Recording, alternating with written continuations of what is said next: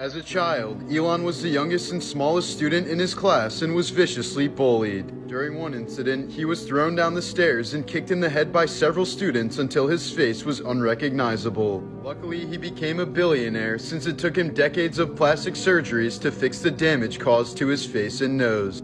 Elon has been quoted calling his father Errol a terrible human being who's done almost every evil thing imaginable. In 1998, Errol had 7 intruders break into his home and killed 3 of them before the rest ran off. He also has 2 kids with his stepdaughter, who's 42 years younger than him, and was only 4 years old when Errol married her mom. In the year 2000, Elon contracted one of the most lethal forms of malaria while on vacation in South Africa. At one point, he was only hours away from death and lost 45 pounds in total while taking 6 months to recover. He cites this near-death experience as a turning point of his life that gave him a renewed focus and determination to succeed.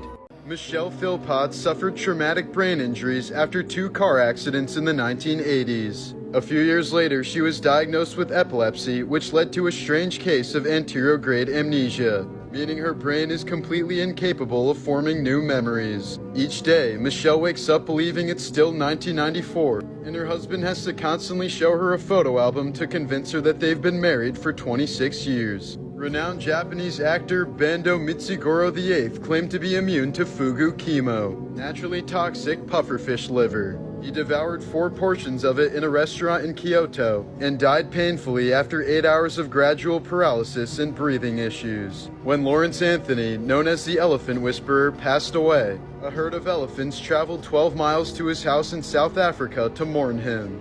Even though the elephants weren't alerted that he had passed, they stood around for 2 days as if they were mourning one of their own before eventually dispersing. Morbid Facts, Part 477. In 2016, a man who'd been continuously stalking Miranda Cosgrove apparently plotted to murder her. For 3 days, the stalker had been burying various weapons in Cosgrove's backyard, including knives and a rope. One day, he spent hours pacing around the area and eventually shot at a woman who looked like the iCarly actress. The man then performed self-immolation before turning the gun on himself right in Cosgrove's yard. Miranda has stated that she still lives in the same house but refuses to stay there alone ever since that traumatic incident.